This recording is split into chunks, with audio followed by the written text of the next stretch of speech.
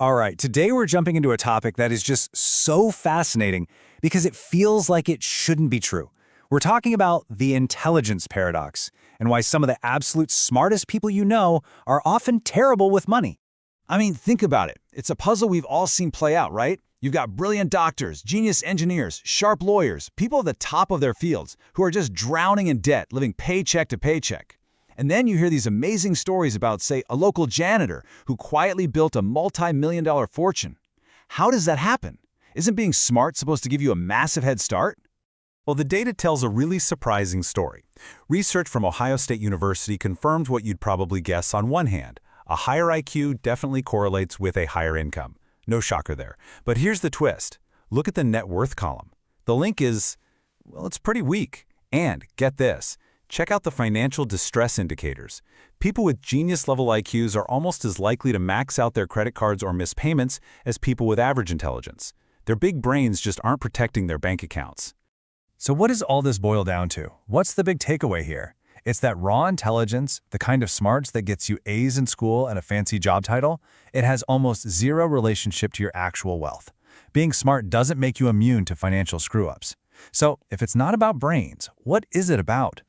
Okay, so the first big piece of the puzzle is this powerful external pressure, something I like to call the ego trap. It's this immense social pressure to look as smart and successful on the outside as you are on the inside. And this trap, it usually starts with something called lifestyle creep. Oh man, this thing is a silent wealth killer. You get a promotion, you get a raise, and without even really thinking about it, your spending just expands to meet that new income. That coffee that was a once-a-week treat, suddenly it's a daily essential. That bigger salary pays for a nicer car, a bigger apartment, and each little upgrade feels totally earned. But the end result is you're running in place financially. And here's the psychological engine driving it all. Think about it. Many high achievers, like doctors, they spend years and years in brutal, low-paying training. So when their income finally shoots up, there's this profound feeling of, I've earned this, I deserve this. It's like delayed gratification fatigue. And that little voice in your head becomes the justification for any purchase, any time, and it just quietly dismantles your chances of building real wealth.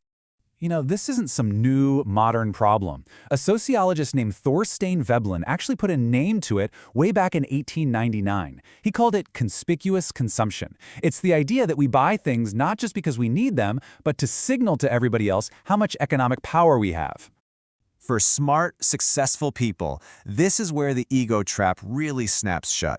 You feel this pressure to have the right car, the right address, the right watch, to visually prove that you've made it.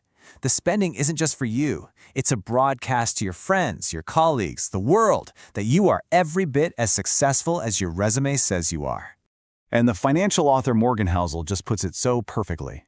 He says, spending money to show people how much money you have is the fastest way to have less money.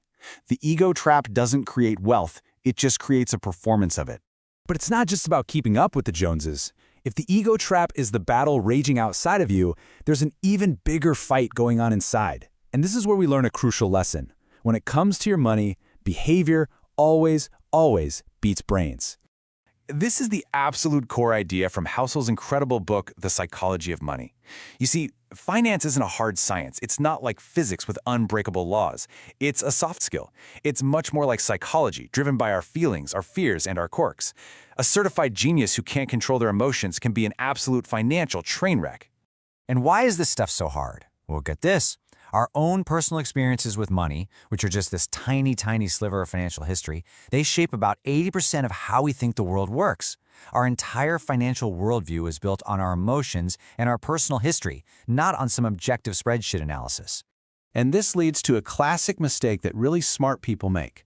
They go searching for what's rational, the perfect, mathematically optimal answer. But here's the secret. Wealth isn't built by being rational. It's built by being reasonable. A reasonable plan is one you can actually stick with when the market is crashing and you're terrified. A reasonable plan lets you sleep at night, and that, my friends, is way more valuable than some perfect portfolio that you end up abandoning in a panic. And being smart, believe it or not, comes with its own unique set of traps. Smart people get stuck in analysis paralysis, right? Researching forever instead of just doing something. They get overconfident, thinking that because they're an amazing surgeon, they can obviously beat the stock market. And maybe the most dangerous one, They use their big brains to come up with these incredibly sophisticated, logical-sounding excuses for what are actually just purely emotional decisions. So, if high intelligence isn't the key, and our own behavior is so hard to manage, what's the answer? It really comes down to a fundamental mindset shift. It's about learning to see and value the kind of wealth that's almost always invisible. The key is to finally separate the idea of being rich from being wealthy. They are not the same thing. Being rich is about your income right now. It's visible. You see it in the fancy car, the huge house. But being wealthy? That's hidden. Wealth is the income you didn't spend. It's the money that's quietly growing in brokerage accounts, totally unseen by the outside world. I absolutely love this quote because it makes this invisible idea feel real. Wealth isn't the stuff you buy. It's the nice cars you don't buy. It's the watches you don't wear. Wealth is the freedom and the options that are stored in your assets before you turn them into stuff. Remember, when you see someone driving a $100,000 car, the only thing you know for sure is that they have $100,000 less than they did before they bought it. And this brings us to the real point of all of this. The ultimate goal of building wealth isn't to buy more things. The single greatest, most valuable thing money can buy is control over your time. The ability to wake up and say, I can do whatever I want today. That is the real prize. So I'll leave you with this one question. Every dollar you spend, every financial choice you make, it's really a vote for one of two things. Are you building a high-status lifestyle that looks good on the outside but requires constant feeding? Or are you building a life of freedom, a life defined by options and autonomy and control?